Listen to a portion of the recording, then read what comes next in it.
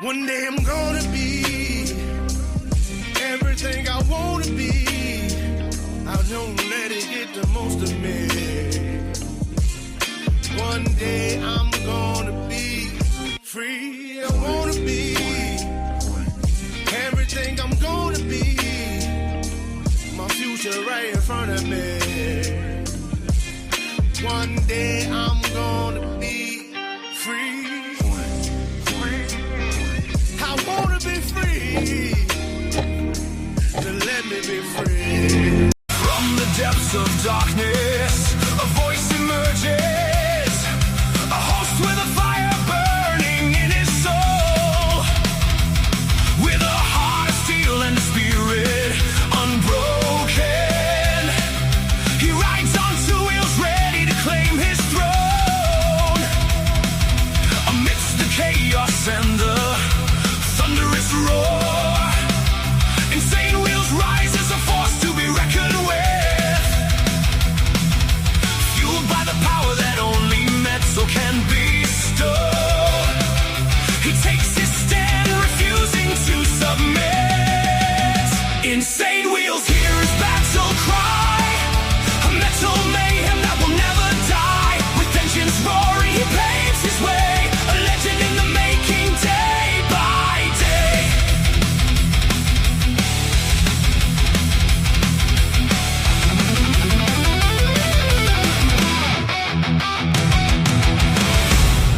Good morning, ladies and gentlemen. It's a beautiful Whip 'em Out Wednesday. Hopefully everyone's enjoying themselves. I definitely know that we are. Let's get it.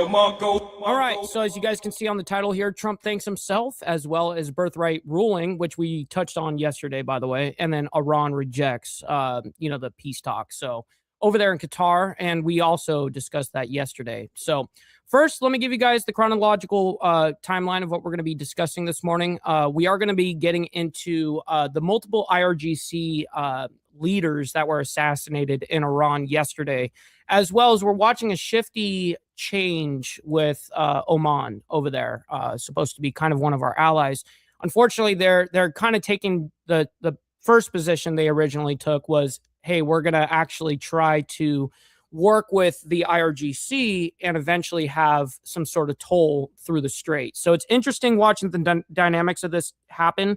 And then the Trump administration, the way that they're handling and discussing with Oman to get them back on their side, essentially.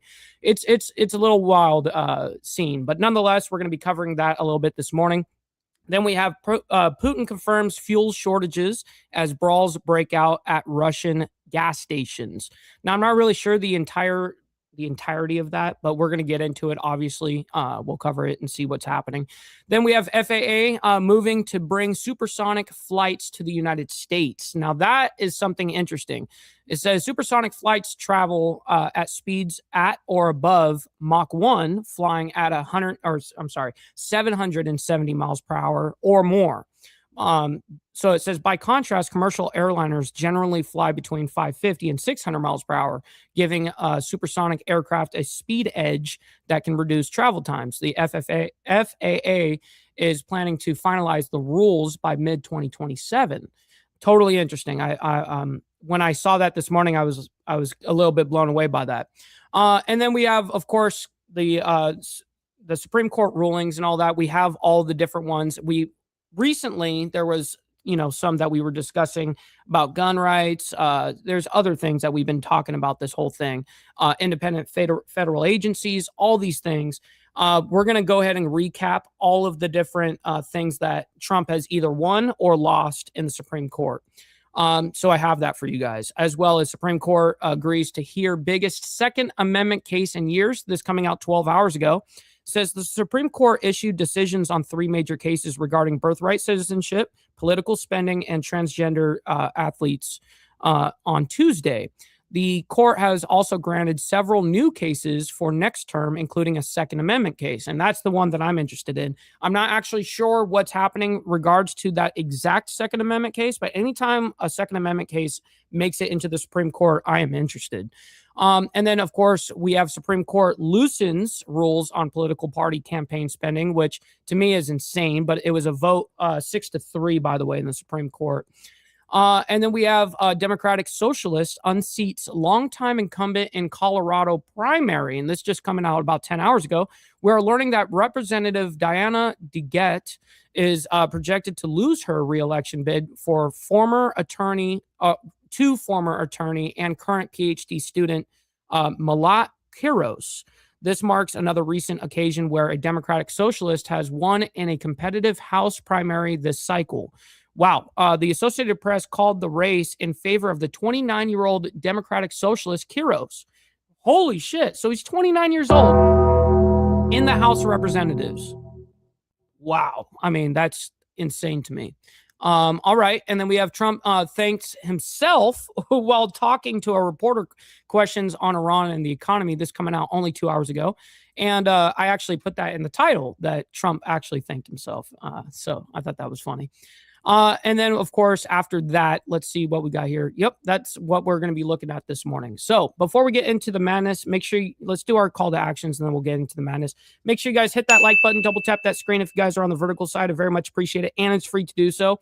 What else is free is hitting that subscribe button. This is what we do Monday through Friday. And then, of course, we have members only on Saturday morning. Speaking of members, please consider becoming a member starting only at $4.99 a month. Making sure we're not breaking the bank out there with anybody, but check it out. This is what allows us to be on these airwaves as well as have these lights on. So thank you guys for becoming members and staying members.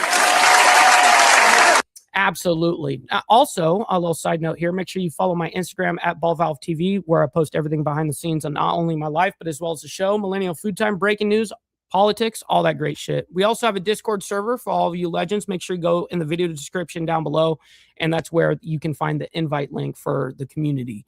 And last but not least, all super chats, super stickers, gifted memberships, and membership signups are, of course, all going to be presented live and shouted out onto the show. But if you guys like to skip that YouTube 30% brutal cut that they take from your hard-earned cash, we have these platforms that are scrolling around the screen at any time. You can donate to those, and I get 100% of the proceeds. And, of course, we'll read out loud anything that comes our way, just like a normal super chat. So we've got our email up. We're always scanning. That's what we're doing. All right, real quick, I got to give a big special shout-out to my man, Motive Bomb Virginia over here. He sent us a raid this morning as well from the coffee crew. You know, Sick Bastard, Carney Vanguard. Carney Vanguard also sent his people from his side. Always appreciate you guys. Thank you for the love and support. We got Vanguard Critters in the building. Good morning to you. I see you in the chat. We got Steve Easy as well. We got Frank. We got PJ as well as Rabbit of Chaos. Absolutely. Good morning to you guys, man. Good morning. Let's see here. Let's see. I'm scrolling down as fast as humanly possible. We've got America Uncensored. Good morning to you as well, kind sir. Rolling our way down. We got Tootie Bug. Yes, sir. Good to see you, by the way. Yes, make sure you guys double tap that screen and give a like for Mike. That's a fact, by the way. Let's see. We got No in the chat. Where is he at? I saw him. Oh, there he is. There's No. Good morning to you. We got Charlie Rose as well as Texas Gidget. Always appreciate you guys. Rolling on down. We got Gary as well. Good morning. Good morning. All right, guys, let's go ahead and hop right into this. We're going to go ahead and discuss a little bit about Iran, the IRGC, the couple of guys that got assassinated from the IRGC yesterday, as well as the complexity of what's going on over there in Oman right now, which is supposed to be our ally in this situation, but it sounds like that they're actually moving on over to the IRGC's side of things, where they're like, hey, we're going to actually try to implement a toll with the help of the IRGC now. So this is going to be interesting, and watching how Trump is going to essentially swindle these guys to come back our way. It's going to be interesting. But anyways, this is off of 2C TV, by the way. This is actually one of my big sources for a lot of Iran. Now, it's not my only source by any stretch of the means. It's actually kind of my confirmation on a lot of things that I see. And anyways, let's go ahead and play it and see who we're talking about. These attacks occurred. First things first, let's make the announcement. We're also going to speed it up a little bit too. We're going to put it on 1.25. The first two that we can now confirm. Bohran Kirsani and also Khaled Khalidinian. What sort of name is that one? I couldn't tell you. Khaled Khalidinian. Two members of the terrorist IRGC organization were eliminated in Pave. I'm going to show you on the map where that is. These two were responsible for the massacre of the Iranian people on the 8th and 9th of January this year, where the uprising happened. This Pave, of course, in case you don't know, is located just outside of Kermanshah. Right. Yes, very true, Steve Easy. They're not only looking at it from that standpoint, but they're also looking at it from the United States standpoint. Are these guys going to actually protect us? Are these guys actually on our side? There's a lot of those questions. Down here, near the border, to the west of Iran, the border, obviously, with Iraq. That's the first. What's up, Logical Spark? Good morning. One that we had. And of course, in case you don't remember, during the uprising, I was going to put it here, during the uprising, we had many mass protests around Kermanshah, Sanandaj, of course, Hamadan, obviously around Kurdistan in general, Elam, Lorestan. So all the big major cities over there. Well, they're not major. I would say that they're bigger areas. You know, on all these places had massive protests, and these guys who were located around Parva were sent to take out the Iranian people. Of course, they have now been eliminated themselves. We're going to go to the first. Let me go ahead and drop you his link, by the way. I'll drop this actual video link for you guys as well, so you guys can follow him and subscribe to him. He is definitely one of my main sources that I use to confirm a lot of the things that I read on reports and different, just different reports that come out in general.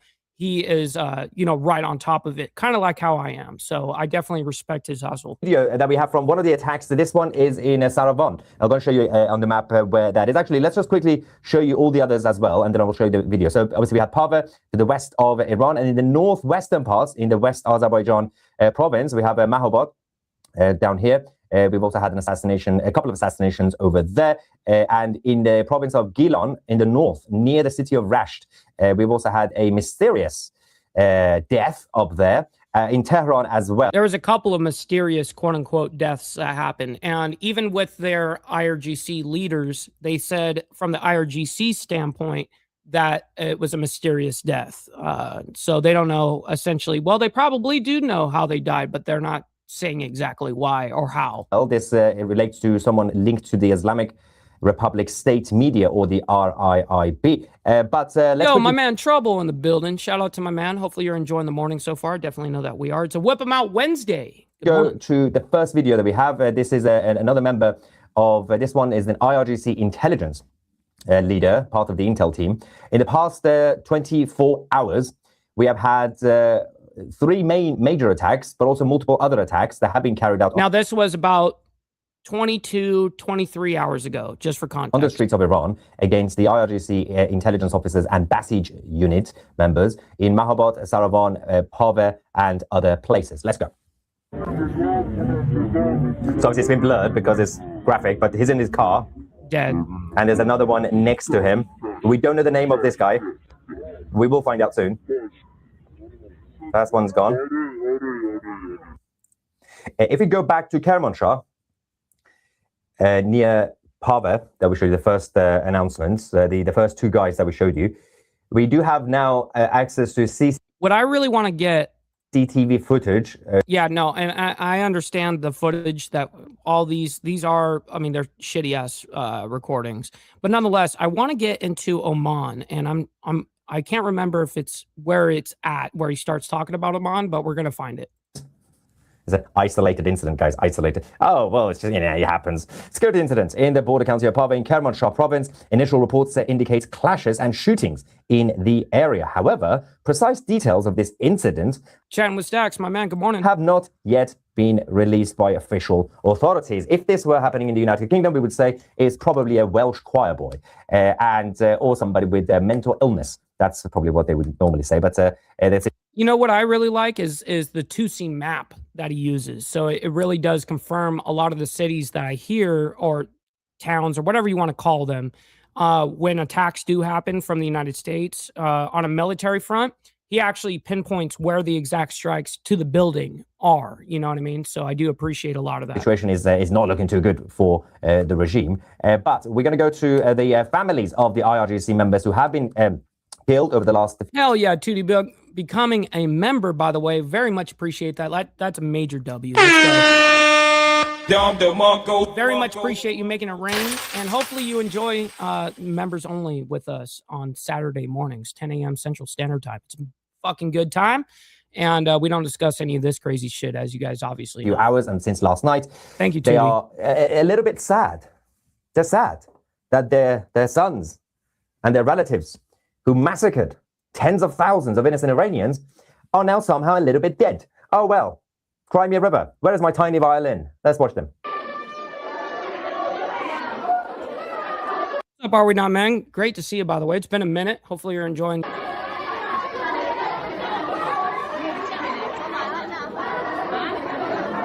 And then Tootie gifting out a membership, by the way. So make sure if you guys got that gifted membership, you show up on Saturday morning. Absolutely no sympathy. Thank you, Tootie. Firstly, if you are there and you're the mother of one of these guys or the aunt or the father, when your child grows up and becomes a terrorist, it's kind of your responsibility. You probably would. Shit. All right, let me go ahead and bring it forward here now. I want to get into Oman. This is what I've been specifically waiting for. Well, the Islamic Republic of Iran earlier today threatened the only real ally left in the region. Who's that? Oman. Yep. Yeah, they threatened. Okay, so now this is what I was trying to get at earlier when I was talking to you guys about at the top of the hour here about how Oman has now taken their original stance of like, hey, we'll actually work with the IRGC to get tolling to be implemented over there after the 60 days. And that's obviously against what we want in American interest. And it definitely doesn't state any of that in the MOU, of course, but that only talks about this 60 days, not afterwards. Oman saying we will launch missiles and drones at you if you work with the Americans. Of course, the United States and Oman, but the Omanis and the IRGC initially had this plan, which was to Bill Castle over there on the West Coast. Always appreciate you, my man. Good morning. Effectively manage the Strait of Hormuz, right? With the toll and payment system. The Americans threatened to bomb Oman, so they created their own corridor in the south of the Strait of Hormuz, from Persian Gulf to the Gulf of Oman, as you can see. Then the IRGC have now said, because the Americans threatened to bomb Oman, the IRGC said, we're going to bomb you now. A massive diplomatic row between Oman and the Islamic Republic. So we had essentially saying that we will be hitting Oman with missiles and we will take military action. From the United States standpoint. If they do not comply with Tehran's regime. No. That's IRGC's threat to Oman, correct? The Islamic Republic wants total dominance over the Strait of Hormuz, and the US is obviously actively pressuring the Omanis to work with the US. Of course. But after a few hours, Oman woke up and said, okay, we will be moving forward with our original plan to introduce a payment system for the ships transiting the Strait of Hormuz. I just told you guys that. That's a big fucking problem. Oh, shit! That's from our, biggest ally of the region right there, That's a big yikes for us. With the help of the Islamic Republic. So, the US, and clearly President Trump is about to also now threaten Oman again. Right. Which is going to be interesting because the Omanis have apparently sent a proposal to the United States. There's a new plan. Now, I looked up for that proposal that he was speaking about right there, and I unfortunately could not find that proposal. Plan that they have, saying that if you allow us to be part of this payment system with the Islamic Republic, at least we can manage it, and we are also working with you. Basically, Oman wants to play both sides. But it gets worse than this. It gets worse for the Islamic Republic. The Americans hold, if not all the cards, most of the cards right now. Despite the fact that about 2-3 weeks ago, we had the announcement of the MOU, the Memorandum of Understanding, which a lot of people thought that that's the end of the war or the peace deal. That's exactly what I was trying to tell you guys at the very, very beginning of this MOU was this is an MOU, not a peace deal like everybody made it out to seem. Now, actually, the people that were responsible for that was the Middle East, the way that they handled it and said, oh, this is peace, blah, blah, blah. And then it went around the world. With that kind of narrative, and it wasn't. It was the MOU, exactly like I told you guys, and just basically gave us 60 days of a ceasefire, theoretically. Which wasn't, and I told you to just breathe. It's fine. And basically an agreement to come to the table and negotiate further. Fine. People panicked at the time. The negotiations, and I said, let them talk. Yeah, we got Michael sending in a gift over there on the vertical side. Thank you very much for that, by the way. Can't see it on my side, but Naomi let me know, so thank you for that. It's not going to get anywhere. But the Islamic Republic just made it easier for us. So, they have sent a list of demands and red lines to the Americans. On top of it is the Strait of Hormuz. The Islamic Republic will have full control, no exceptions. Obviously, that's not going to happen because even the Europeans are against it. That's number one, which means you have to have military action by the Americans, war, to stop that. Secondly, billions in frozen financial assets, frozen funds, Now, all of those frozen funds, even though there's been a lot of talks about frozen funds being released and all of that stuff, it's actually false. There has been zero frozen funds from the Iranians. Now, originally, even Iran said on their side, on their state media, that was like $6 billion was going to be released and all this stuff. It was all propaganda. It's all bullshit. Nothing has been unfrozen that were supposed to be released to Iran. Which not been released, obviously. Right. They wanted back, no strings attached. The Americans said, we will only potentially give you some of it after you end your nuclear program. Right, which would be not within the MOU. It would be the deal after the MOU. Performance-based. The Islamic Republic said, you need to give it to us now. And that's, again, that was the other thing that a couple of weeks ago. And we're saying, fuck off. People panicked because fake news media reported that the Americans... What's up, Miss Lotus? Good morning to you, by the way. Happy Whip 'em Out Wednesday. I definitely know that we are enjoying it. Make sure you guys hit that like button, double tap that screen if you guys are on the vertical side. Let's get the likes up, man. Already gave the money to the Islamic Republic. No. Then there is Lebanon. So money, Strait of Hormuz, now Lebanon. They've said... And when it comes to Lebanon, of course, this is on a military front going to be a liability because anytime that Hezbollah is quote unquote attacked by the IDF, and that's been right now within this war, it's been where Hezbollah pokes the bear, hits southern Lebanon with the IDF troops and all these different things, and then of course the IDF responds. And then they play like, oh, we're not going to go ahead and talk about anything because you guys are fighting up there. So it's like, fuck, man. On a military front, that is a liability. That obviously Israel needs to leave. Israel changed the plan with the help of the Americans. Well, the Americans changed the plan. The Americans brought Lebanon and Israel together to destroy Hezbollah, to disarm Hezbollah. That's going to boil up and completely implode in Beirut. Civil war coming in Lebanon. The nuclear issue. They've said that the nuclear negotiations are completely off the table.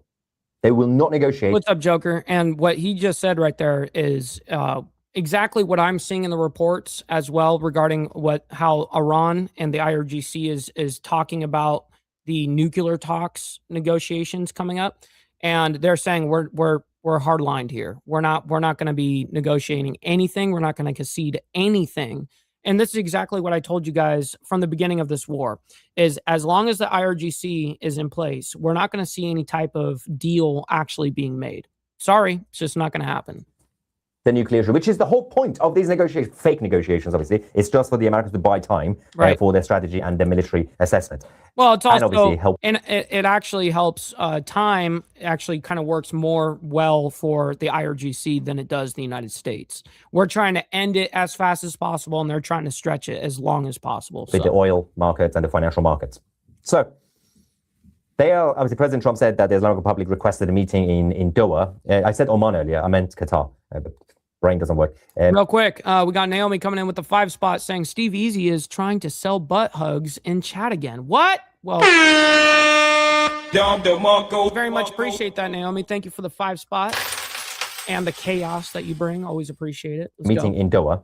And obviously, the Islamic Republic said we're not going. So Jared Kushner, Steve Witkoff went to Qatar, Doha. And 3/4 of the Islamic Republic's leadership, all the clerics, all the IRGC, have agreed that the red line that I mentioned will not be moved. There will not be a peace deal between the United States and the Islamic Republic of Iran. There will never be a peace deal. And that's what you guys just heard me say as well. And I've been saying that since the very beginning. Between these two sides. No nuclear talks, no concessions on Strait of Hormuz. Right. And the Americans are refusing to give... there's been no concessions and only them adding to it, essentially. Instead of conceding, they're taking more ground than any money. So it's going to be fun. But the Prime Minister of Israel today... yeah, he's not joking. Anyways, we're not going to get into Israel. We don't need to discuss that right here, right now. We've got a lot of other things that we got to cover, as we always do. We can't focus solely on that. All right, let's go ahead and get into something interesting here that came out about 14 hours ago.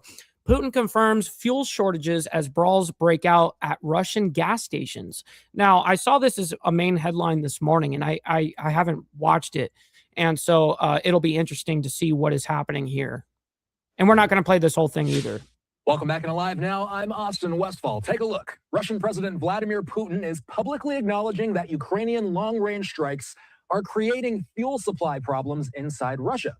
Videos obtained by Fox News Digital show long lines, angry motorists, and fights erupting at gas stations across several Russian regions. Meanwhile, Putin is continuing to face pressure from long-range Ukrainian drone attacks. President Zelensky has been posting videos like this in recent days. You be safe out there, Frank. We always appreciate you. On Tuesday, over 400 drones were reportedly shot down across Russia, including in Moscow. Damn, 400 drones from Ukraine side shooting them off into Russia. Wow. And in Crimea, according to Russian authorities. Let's bring in retired Marine Intelligence Officer, national security analyst, and the host of the Strap podcast, Hal Kempfer. He's here with me. Hal, the Kremlin doesn't usually acknowledge that Ukraine is impacting Russia beyond the battlefield, but they are now. Why? Oh, they're having to. Austin, the problem is they can't deny the gas lines. They can't deny, refineries and other facilities. Right, that we've covered as of like within the last week. We actually covered, Moscow getting hit from Ukrainian drones. Definitely very interesting landscape. We're watching a little bit of a shift in that war, in particular with Russia, Ukraine. It's going up in flames and smoke drifting over Moscow and St. Petersburg. They just simply can't hide it anymore. These and the starvation, essentially, the blockade that they did in Crimea. It's very interesting watching how they have controlled Crimea after it became Russian territory. Drone strikes by the Ukrainians are all over Russia right now, certainly all over European Russia. Some of them have you too, Bill Castle. We always appreciate you. As far as a little bit east of the Urals. And so he had to say something. The other thing is gas prices. The gas is restricted, gasoline, and that's because of the refinery attacks. So it's extremely expensive. You see prices there. The price of gas in some areas was $25 a gallon, to give you an idea of how big, how expensive it is. God damn. It's incredible. And you see these long lines. A lot of times you just can't get gas. And of course, the latest reports are that a lot of times in these lines. So because of how expensive fuel is in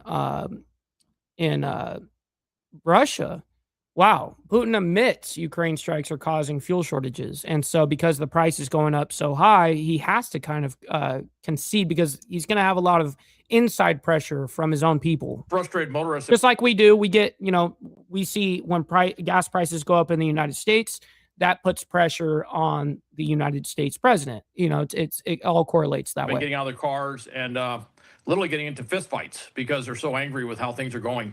Yeah, so it forced Putin to do something he never wants to do. His narrative's always the same. We're doing great in Ukraine. We're going to win. Everything's, all the offensive actions are successful. Basically it's a standard Russian line, no matter what the facts on the ground are. He finally had to admit that the Ukrainians are having an impact on Russian gasoline supplies. He just couldn't hide it anymore. And he can't hide the fact that you got drones flying into Moscow and hitting things. Yeah, right in the heart of Russia, all over. It's not like some small little refinery off to the distance where nobody can see it. It's right in the heart of Moscow. And setting things ablaze. We weren't able to independently get the video of the fights themselves. Fox News Digital. Oh, of course not. They have it on their Instagram, and it's even posted as Fox News. They posted it. They can put it up if they wanted. They just know that it's them. They're on the TV side of things, so they don't want to show the violence. Pussies. Has it posted on their social account. You see a screen grab of it there. This is how they describe it. Tempers are boiling over at Russian gas stations throughout the country as drivers get caught on camera fighting over fuel. I'm sure. Chaotic scenes. They're just pissed off in general. As Vladimir Putin publicly. But pissed off Russians are not so peaceful. Acknowledged Russia is facing a shortage of fuel after months of Ukrainian drone strikes on the country's oil refineries disrupted supplies. Long lines and fuel rationing are now being reported across multiple regions, putting rare public pressure on everyday Russians. At $25 a gallon for them right now. Could you imagine? As the war's impact reaches farther inside the country. And again, I'll go back to these videos. If gas were up to $25 a gallon, I think I might fight somebody too. That Zelensky has been sending out as of late of the long-range strikes, the drone warfare. Drone warfare is not new to this war, Hal. So what? No, but in modern warfare, drones, just like Steve Easy has said, it's interesting watching how drone warfare has taken over warfare in general. I mean, compared to the old days of being in a trench shooting, a long rifle, downrange and barely ever hitting anything. Now we've got drones that, people can be 25 feet in a tunnel below their structure and be able to fly that thing no matter where they are. it's interesting for sure. Why is so much attention being paid to the Ukrainians' most recent drone attacks on Russia? Is it because... Well, it's because Russia is actually starting to feel a little bit of the chaos that's happening here, especially when you start attacking the refineries, stuff like that. See, there was times that Russia was attacking, like, for instance, Ukrainian grids, the electrical grid. When stuff like that happens, it makes major headlines because it's more than warfare at that point. Now you're going and attacking the people, and it's a humanitarian problem when we are talking about resources and stuff like that. So definitely interesting. As it's hitting place, you start blowing up refineries, you watch how fast all of a sudden, you know, they're going to be talking about you. This is like Moscow and Crimea. Is that the point here? Better drones. It really boils down to better drones. Firepoint has been putting out some drones, which are excellent drones for long range. They've also put out excellent drones for intermediate range. That's the one that doesn't get as much attention because it's not spectacular, doesn't have Moscow, but it has been just destroying. Damn, for real, Joker? The supply lines and the lines of communication, and that, I mean, logistics lines of communication in Ukraine, in and around Ukraine. Crimea has been virtually cut off. It's a peninsula. Right. And what he's talking about is something that we've broken down on this channel before. So let me go ahead and actually do that real quick, just so that you guys understand what we're talking about when we're talking about Crimea in specific, right? So let me go ahead and bring up this map. So this is over there in Iran currently. Let me go and back out of this a little bit. Let's get over to Russia and Ukraine, basically. So we got Ukraine down here, and this is what they consider Crimea. Okay, this is like that little peninsula that Hal Kempfer was just talking about. This is what he's specifically talking about. So this became basically Russian territory throughout the war, even though this is theoretically Ukraine, right? So they took over this area, and as of recent, I'm talking within the last 2, 3, 4 weeks, something like that. There has been a blockade, essentially, where all goods going in and out are blocked. Right here at this bridge in particular, this is the one bridge that connects the two right here, the pieces of land, and then up here where the incoming is, where there's a single road that goes through here and goes into Crimea. So this road is on land, and they blockaded this as well. So all goods, like whether it be food, whether it be medical shit, whatever, it's completely blocked off. And so now watching Crimea right now struggle is, I mean, it's big time. It's actual big time. So anyways, let me go ahead, and that was just for me to give you guys a little bit of context of what he was about to get into regards to Crimea. Here we go. Let me back this up a little bit. Here we go. Destroying the supply lines and the lines of communication, and that, I mean, logistics lines of communication in Ukraine, in and around Ukraine. Crimea has been virtually cut off. It's a peninsula that's now sort of becoming an island in terms of its ability, in terms of being resupplied, because they just can't get stuff in there. By the way, I should mention in Crimea, which is, Russians claim it's theirs, but it's a Ukrainian territory they took in 2014. They have cut off all gasoline sales to civilians because they just don't have the gasoline. They just simply can't get it in. And there's rumors, or at least stories, that the Kerch Bridge, which is about the only way they can get stuff in now, that stretches over to mainland Russia.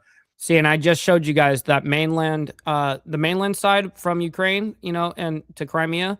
And then, of course, the bridge, there's a single bridge that goes right here that connects Crimea into Russia. And that's where that blockade is being, used, and as well as up here in the north of Crimea. The Ukrainians may do another mass bombing of it and shut down the Kerch Bridge altogether, which would cause, take a bad situation and just make it a horrendous situation from a supply chain standpoint in Crimea. So, long story short, their drones are working better. The other thing too is watching this, and this is something we were talking about. Virginia chaos, shit. Oh shit! On the air last year was the production rates of drones. That the drones they're able to produce more drones per month. You be safe out there. No, always appreciate it. They did before. So now they've kind of hit that point where they have this massive production output, and they're able to do this. The big thing is with the drones is also things like the FP5. What's up, War Learner? Good morning to you. Flamingo cruise missile. That's their cruise missile. That's kind of roughly equivalent to our Tomahawk. That's another part of the equation where they're able to do these long range strikes. The Russians seem to be having very little, if any, ability to intercept those. and those deliver a warhead of over a ton of explosives. So that you can imagine when that hits a refinery, it causes some significant damage, significant long-term damage, depending on where it hits. This improved dynamic. All right, so that's enough of this. There's a little bit of images here that they're showing. Let me go ahead and just quickly show these images. Have the numbers. They've got more personnel, although one of the problems the Russians are facing is that they're losing more troops every month than they're actually able to maintain and recruit. Generate through recruitment, mobilization, stuff like that. So that's a negative mathematical problem that the Russians are dealing with. It's just simply the number of troops they're losing due to serious injuries or being killed outright on the battlefield. That's a problem. The longer the Russians are stalemated, the more politically difficult it is for Putin to maintain the war. And yeah, no kidding. All right, let's go ahead and move on. We have a lot to discuss this morning, as per usual. All right, FAA moving to bring supersonic flights to the United States. This is an interesting announcement coming out actually yesterday, but them covering it today. Oh, no, actually, they did cover it yesterday. Looks like evening. Yeah, yesterday evening. The Department of Transportation on Tuesday announced that regulators are moving toward enabling civilian supersonic flights over the continental U.S., which have been banned for decades due to sonic booms. So supersonic flights travel at speeds or above Mach 1. So flying at about 770 miles per hour or more. For context, the normal flights that we see here, commercial airliners use, go from anywhere from 550 miles per hour to 600 miles per hour, just for context. So, all right, quickly, let's go ahead and do the money part. We haven't done that yet. I'm slacking like a motherfucker. All right, just get the money part done. Give me money. Money me. Money now. Me a money needing a lot now. Now, that is an absolute fact. Denied. But I still love you guys. All right, let's go ahead and bring this up, and we'll figure out what's happening here. All right, welcome back into Live Now. I'm Austin Westfall. Take a look. Some exciting news coming out of the U.S. Department of Transportation. They, earlier today, announced that regulators are moving toward enabling civilian supersonic flights over the continental United States, which have been banned for decades due to sonic booms. Supersonic flights travel at speeds at or above Mach 1, flying at about 770 miles per hour or more. By contrast, commercial airliners generally fly between 550 and 600 miles per hour, giving supersonic aircraft a speed edge that can reduce travel times. The FAA is planning to finalize the rules by mid-2027.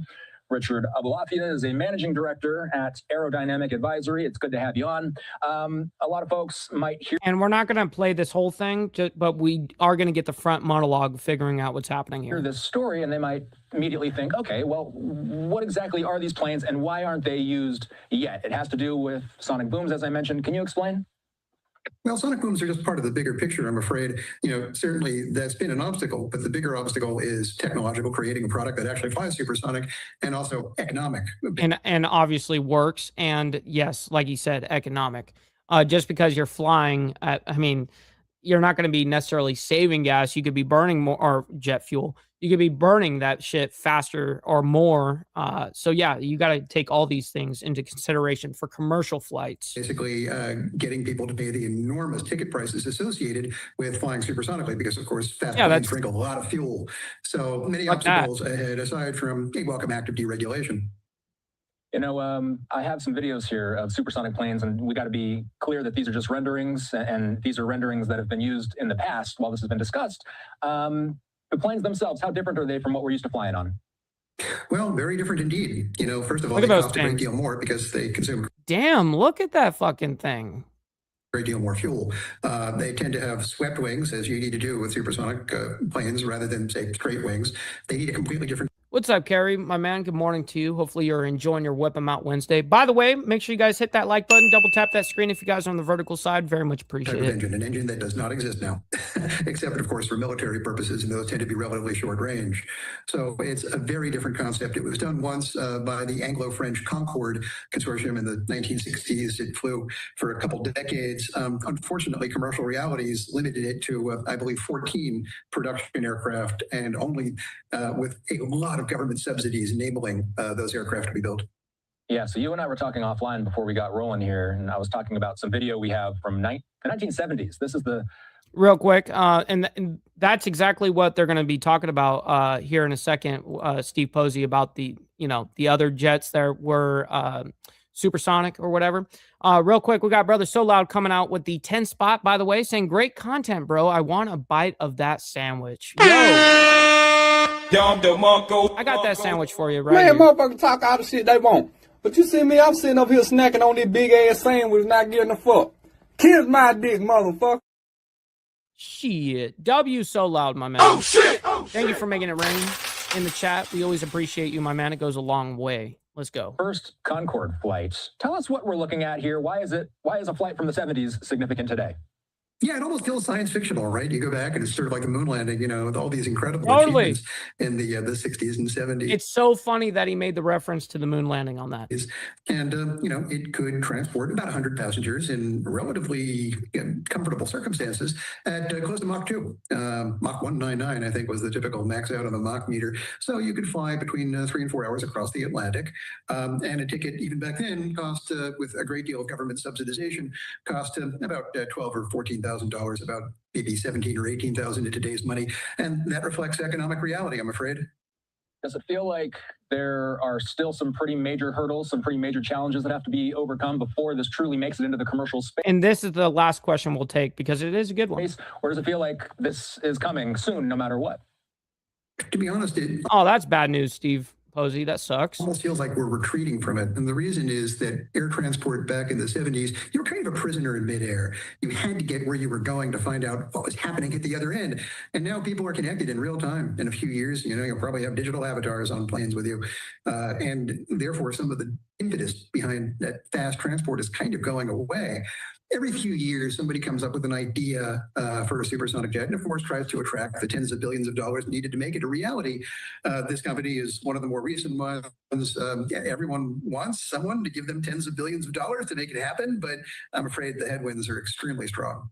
So, all right, we'll leave it at that. All right, so let's go ahead and get into the recent rulings for the Supreme Court. Okay, we discussed this. We've done segments on this since rulings have been coming out in the last week or so. But to give you guys an update, this is what we're looking at. So the big one that we just saw yesterday on birthright citizenship, we also touched on it yesterday morning in the show. But Trump lost 5-4 on that one. And the court held President Trump's executive order restricting automatic birthright citizenship is unconstitutional. The court reaffirmed that the 14th Amendment protects citizenship for nearly everyone born on U.S. soil. Chief Justice John Roberts wrote the majority opinion. Bottom line, birthright citizenship remains unchanged. All right, and let's go ahead and get into number 2. Independent federal agencies. Trump won on that one. The court significantly expanded presidential power, basically upheld what Trump was already doing and what past presidents as well. The court ruled that the president has much broader authority to remove leaders of independent executive agencies than previously allowed. This weakens decades of limiting presidential control over agencies like Federal Trade Commission, Federal Reserve. Then we have many legal scholars see this as one of the biggest expansions of executive power in modern history. Interesting. Let's see. We got number 3, transgender athletes. Conservative states won on this one. The court upheld a state law prohibiting biological males from competing in girls' and women's school sports. The ruling means states may enforce biological sex classifications for school athletics under their laws and Title IV interpretation.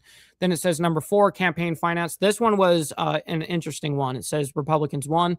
The court struck down federal limits on coordinated spending between political parties and their candidates. Effectively, political parties can now coordinate much more closely with campaigns.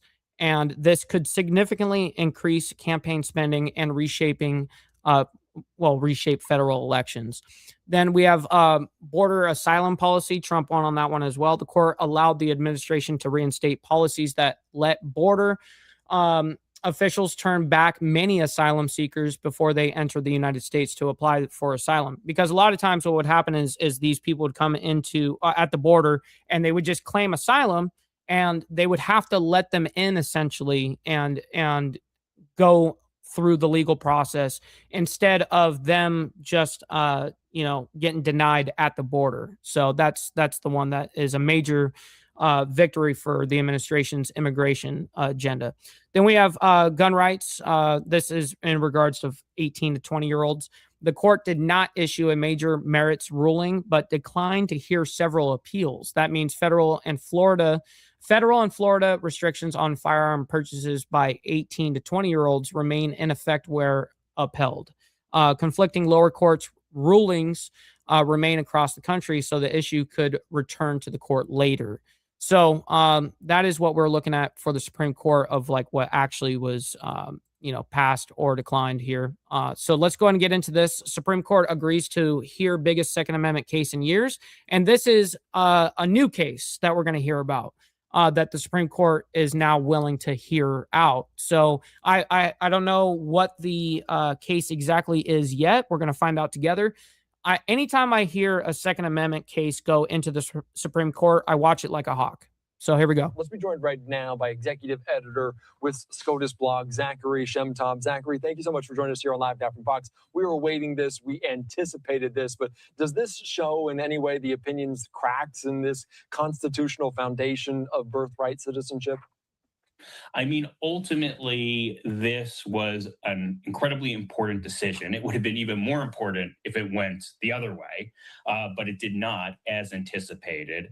What we saw was either, depends on how you count it, a 5-4 or a 6-3 decision, but ultimately two of Trump's own appointees, Amy Coney Barrett in full and Brett Kavanaugh in part, agreed to strike this down. So birthright What's up, Mr. Jack Telcott? Good morning to you, kind sir. Citizenship, as a constitutional matter, you would need to amend it in order to restore it. At least that was the opinion of... No, he definitely does, by the way, VC. 5 of the justices.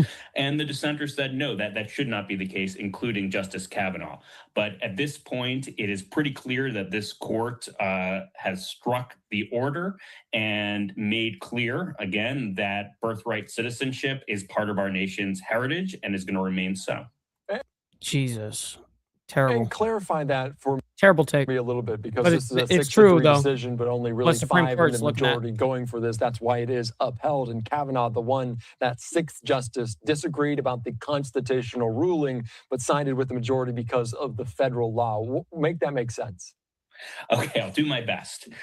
So there was a federal law passed in 1940 and updated in 1952, which has essentially the same language as the citizenship clause. So first, before we get into that, where we hear what the Second Amendment case is going to be, they're covering the whole thing with birthright citizenship, and then they'll go into it, I'm sure. This idea that you are, a citizen if you're born in or subject to the jurisdiction of the United States. And what Kavanaugh did is he said that essentially the constitutional amendment back when it was passed, the 14th Amendment in the 19th century, did not guarantee birthright citizenship. That was right, because the 14th Amendment had nothing to do with outside peoples. It actually had to do with slavery. Not its intention. But the statute itself, when it was passed many years later, there was a background at that point of Congress understanding that birthright citizenship was essentially a thing. And at that point, they passed the statute with the understanding that it gave birthright citizenship to individuals. So Kavanaugh essentially said that constitutionally, no, it's not in the Constitution, but it is in the statute. And does that open... Jeez, yeah, rough. And that definitely opens it up to be kind of an open interpretation, especially for it not being what it was intended for, which was for, basically the freed slaves, essentially. So let's go ahead and see what is happening here with the whole thing with the Second Amendment. I'm trying to figure out where it is. No doubt that, if the administration starts drawing things up, and they certainly have the will to do this, then they may try to put things forward. I think a lot of those are likely to be struck by the court as either kind of too cute by half, to put it in those terms, or because they're violating kind of the spirit of this. But I could certainly see, despite the decision today, some attempts to circumvent it or get around it. I could also see them saying at this point, the administration, folks in Congress, it's a done deal. We're going to move on to other things. My last question before we move on to the other rulings, I want to ask, because it was a 5-4 basic decision on birthright citizenship. At a larger scale, people looking at the 14th Amendment, it looks fairly black and white. Does that concern people that if one justice flips the other way, that could be overturned and have real major implications? Yes, but I think that's true of any constitutional case or any all-important case. I mean, it all hinged around subject to the jurisdiction of, and that term is somewhat malleable. It is. I think that the majority ultimately said that it was steeped in common law. You read the text, etc. But I don't know. I think at the end of the day, while yes, we should recognize that a lot of things we see as fundamental could be challenged. One, that's nothing new, and two, it could be done in a lot of different areas. That's a good explanation. I just want to clear that up. Some other big rulings, though, today that I do want to get into, including revolving around. What's up, TNT? Good morning to you. Gender, girls and women playing school athletics. We already know that. He already won. Trump won on that ruling. I'm trying to find out where they're getting into that, where the Supreme Court is going to hear the biggest Second Amendment case in years. That's what I really am looking for, to be honest that here. States can exclude transgender female athletes from women. We know that. They talked about that, the guardrails being kind of taken off and somewhat loosened in that way. How much could we see change in the next few months ahead, the midterms, with this decision? Very hard to say at this point. This was a challenge to a federal law limiting the amount of money that political parties can spend in coordination with a candidate for office. Right. So it's, giving to the political party and then it going to the candidates. I think the majority would tell you and did tell you that ultimately, this violated the First Amendment and is not going to create any appearances of impropriety, and it's not ultimately a big deal. And the dissent is going to say this is a huge deal. As you said, yet again, it's stripping away another guardrail for campaign finance laws. Yeah, and obviously very important. We'll see what happens. My last question before I let you go, not about this term, but what we could see next term. And it's interesting you note about some of the malleable language of the Constitution, because the Supreme Court that has expanded gun rights will consider whether bans on semi-automatic rifles, often called assault weapons, violate the Second Amendment. How What? Consequential. There's no way. Oh my fucking God. I can't believe that they even use that kind of language. Could this be? What type of factors and language could we be looking at? Had we not had birthright citizenship in these other cases today, I think this would be getting a lot more attention. This is hugely important, especially in the Second Amendment domain. It's been on, near on the docket for years and years now. So ultimately, this would determine whether one. So basically, everyone's AR-15 is subject right now into the Supreme Court. Has a right to possess AR-15s and other semi-automatic rifles under the Second Amendment. So that would be a huge win for, gun advocates, and a huge the Supreme Court needs to do its job now. Loss for those in favor of gun control. So yes, I think it's a very big decision, and we will be hearing a whole lot about it in the next few months. What type of factors? Like, that would be insane if SCOTUS basically ruled that AR-15s would be unconstitutional to the Second Amendment. Like, that is crazy. Will they weigh in terms of this case? And I find it interesting. We talk about birthright citizenship, how they can kind of have the jurisdiction of that kind of language in there. Is there language that we're watching? What factors might be at play? Well, the Second Amendment, as we know, is very vague. So the justices will rely on a whole lot of history. And the idea is, can you find, the weapons that were possessed at the time of the founding or when the Second Amendment was passed to be analogous to semi-automatic rifles? And that's going to go to such factors as, what was considered. And honestly, if it were a rule against us, no. I don't think anybody would be. I think everybody would be subject now. Dangerous back then. How commonly were such weapons were certain weapons used? And of course, they didn't have semi-automatic rifles. But it's trying to compare something analogous then to what we have now. So that boils down to a whole lot of history on both sides, as well as I'm sure you're going to hear a lot about the policy consequences. Yep. All right, so let's go and move on. Regarding the well, we already listened to the political party spending, so we don't necessarily need to get further into that. Democratic Socialist unseats longtime incumbent in Colorado primary. We're now learning about Representative Diana DeGette. I'm not sure if that's how you actually say her name, but is projected to lose her reelection bid for former attorney and current PhD student Malak Kiros. This is a big deal. This guy is 29 years old, Democratic Socialist that just won over there in basically who's likely to reach Congress with the Colorado district covering the dark blue city of Denver. Wow. Oh my God. 29 years old, made it basically into Congress. They're already calling it that they won. This is the watch party for Malak Kiros, who has just secured the House seat in District 1. Let's listen in as she's about to speak. Another L for America. Oh, it's a chick? This victory belongs to every single one of you! Oh my God. Of course, it's a woman. Denver voters of all ages, of all races, of all religions sent a clear message.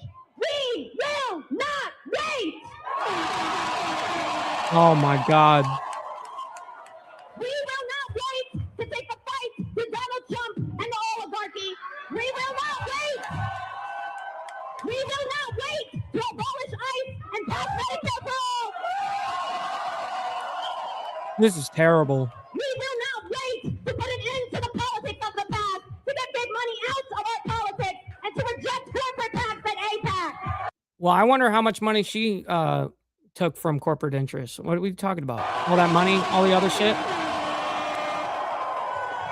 And no, we will not wait to end the genocide in Palestine.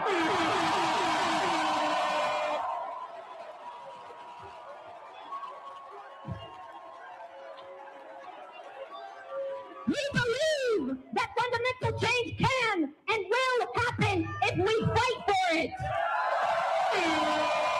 If we organize and show no fear in standing up for what's right. That is the message that Denver has sent to both parties, to Donald Trump, and to the entire country.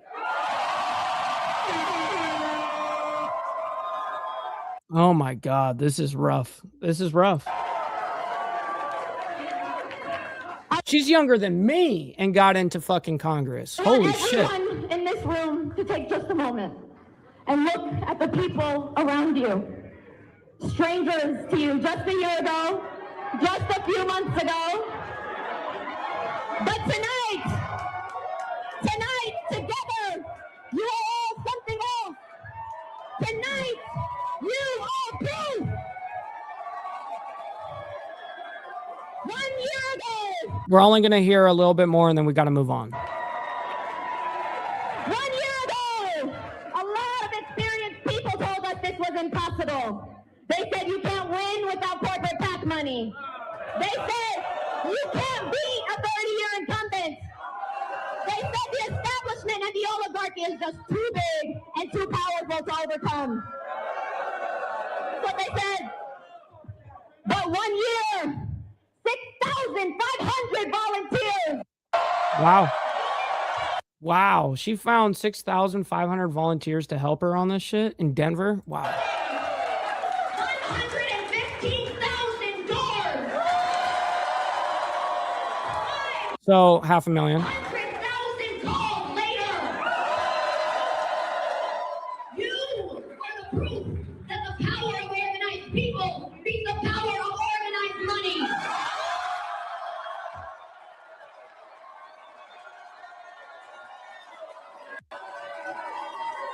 Yeah, this is wild. I have to take a moment and thank every single one of you in this room, to every single person that has volunteered, that has supported this campaign, to Justice Democrats, to Denver VSA. Man, that is rough. All right, we've got to move on. We have to. All right, we got to hear Trump thank himself. Oh shit! Oh shit! It's in the title, ladies and gentlemen. Trump thanks himself while talking to a reporter questions on Iran and the economy. Let's go ahead and bring it up and see what's happening here. Let's go ahead and see. Boom. They said to Boeing, what's the best one? They said, this is the best plane ever built. And you're going to have the privilege of flying it. And I have a privilege also of flying it. But this is the first flight. We're going to the Teddy Roosevelt Presidential Library opening. And that'll be very good. That'll be a lot of fun. But I think, to be honest with you, I'm excited about the first flight. It's something nobody's ever seen anything like it. Even you people with all your experience and all of your talent, you will never see anything like this. So they just completed it. They made it appropriate for a president. That means the security and all of the different bells and whistles they put on. Very complex stuff, but it's really quite something. And this is a plane that the United States of America should have. Our Air Force One was 35, 36 years old, and it would be parked next to the new ones like this, and it really didn't look appropriate for our country. So we're very proud of this. The country is very proud of it. And you can do two things. You can low-key it, or you can show it. And I think the country should be very proud of it. And it's beautiful, and you'll see that in a little while when you board. As far as things are going, Yeah, she was. Denuclearization of Iran is moving along well. They've had very good meetings, and we'll see. We hit them very hard for 3 nights, as you know, but we're getting along very well. So I call it the denuclearization, and it's all taking place. It's all going well. The stock market is setting records virtually every You be safe out there, Naomi. day. The oil price is way down. We're down at 68. I see it hit 68 today. That's lower than when I started the, I guess you could call it an attack on Iran, so that they never have a nuclear weapon. So the oil price is now lower. The retail prices, the gasoline is coming down rapidly. And if you have any it's not lower, but it is coming down. questions, let's go. Mr. President, As of right this second, though. to the new plane, and how much did it cost American taxpayers to upgrade the plane? Well, of course, very little relative to what it would cost if we did it a different way. So this was a gift from a country that's treated us very well, and they're an ally of us over in the Middle East, Qatar. And I went to Boeing. They're not really an ally. They're actually more like friends of Iran, and we're using friends of Iran to essentially get close. And when Qatarians, officials and all that, they discuss to Iran, when they say, hey, you guys need to halt this or whatever, they take it way more serious coming from their own people over there than coming from the United States standpoint. So we're kind of using Qatar in that regard. You know, they're supposed to be that kind of quote unquote mediator a little bit, but they're obviously biased to the IRGC. That's always been something. I said, who has the best one? They said, Qatar. There's never been a plane like it. Frankly, we couldn't build a plane like this because we wouldn't be willing to spend the kind of money necessary. They spent top dollar. So the head of Boeing said, this is considered the best 747 they've ever built. Okay, cool. Let's get over the whole fucking 747. We already know everything about it. And I went, so I said, no, I'd like to, and you're gonna get a kick out of it. There's just nothing like it. Hey, Mr. President, your financial disclosure shows you had a very lucrative year last year. What message does this send to average Americans, especially those who may be struggling right now financially? I don't get involved in my personal. We have funds that run my money. But you are benefiting. Well, I've made a lot of money before I became president, and they invest my money, and I don't talk to them. I don't even speak to them. So I have many people. I don't know what. And Steve, that's why I kind of use the rhetoric of like friends, not like allies of the IRGC, but they are more friendly to them. They call closed accounts or something. You put your money in, and that's it. I don't talk to them. They're big institutions, and they run it. But yeah, I've had a great career in business. I've had a great career. Concerns about conflict of interest? I don't know if I've had a better career in politics or business, but I had a great career in business. And you saw the cash, and you report the different things. And what they do is we gave it, I think it's called the blind account, but they take it. And I never speak to any of the people that run the money, but they're at big institutions, and they invest in whatever they invest. So I guess he's going to North Dakota today. That's interesting. To critics who say you're profiting off the presidency, Mr. Well, you know why I'm profiting? Because the stock market's going up. Everybody's profiting. If you have a 401k, how's your 401k done? It's about up 85%. Fucking 401. Who gives a shit about the 401k? Thank you, President Trump. So we're all. Oh, that was when he thanked himself. That's hilarious. Yeah. Oh shit! Profiting because the stock market's going up. Everybody's profiting. If you have a 401k, how's your 401k done? It's about up 85%. Thank you, President Trump. So we're all profiting. I'm profiting because I have a lot of money and a lot of cash, and yeah, and he's not making money off of a 401k. He's making money off the stock market. I give it to which, of course, yes, the 401k does relate to the stock market. But the whole thing is when you do that, you're not in control of the companies that you're actually investing in. 401k to me is just unnecessary. It's an unnecessary third party for you to get money that you could be creating yourself by investing in business and doing stuff like that and having that as your retirement plan, essentially.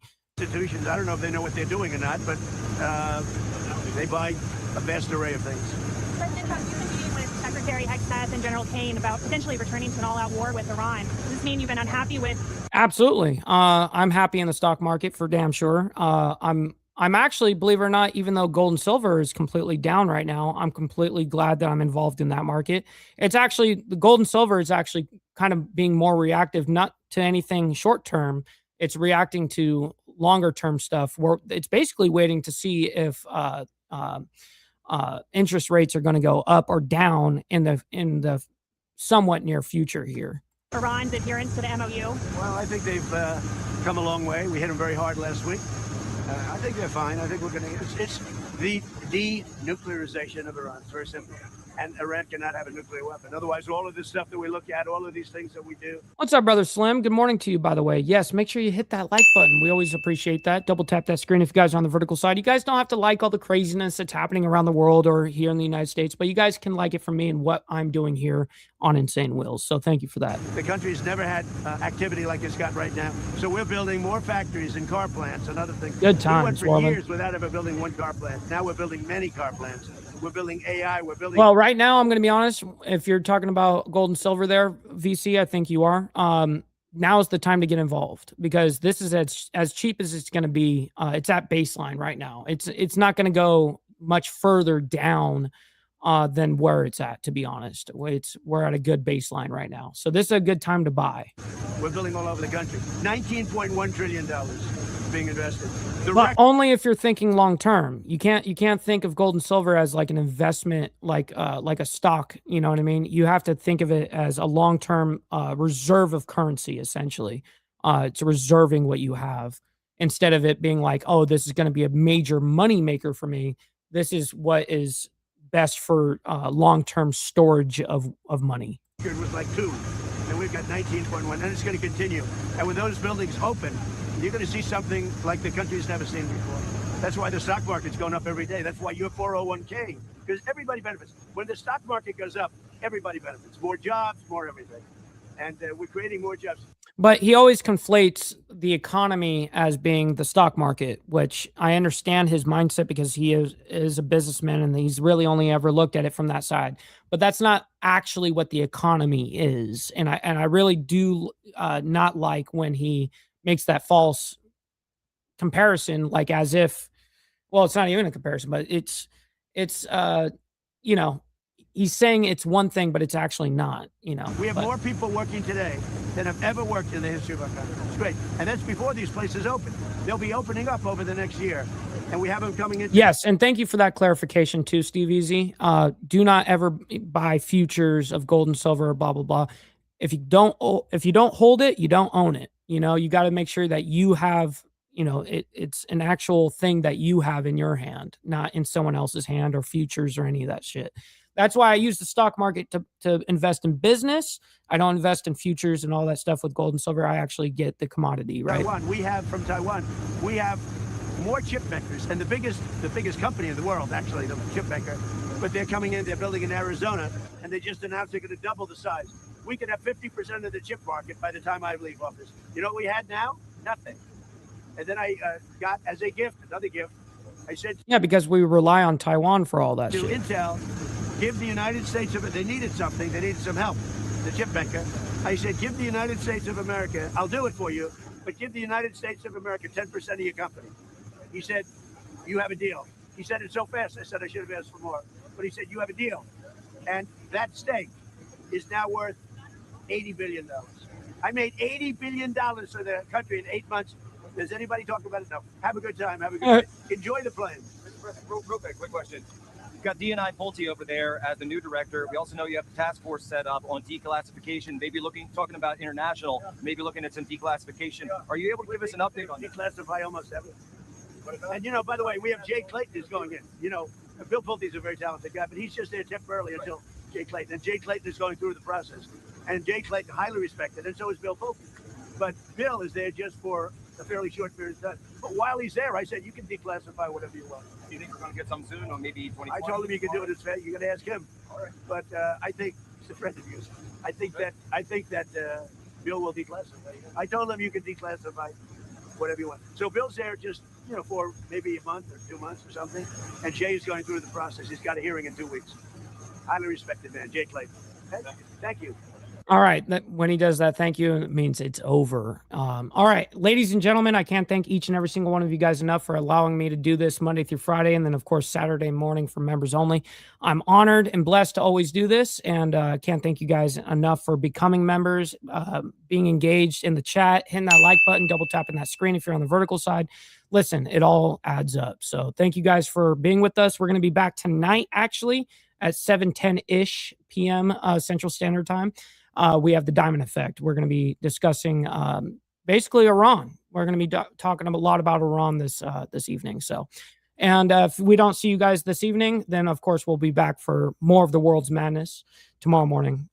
So until then, God bless everybody. We'll see you guys very soon. Much love, honor, respect. Be safe out there, and we'll talk to you guys very soon. From the depths of darkness, a voice emerges.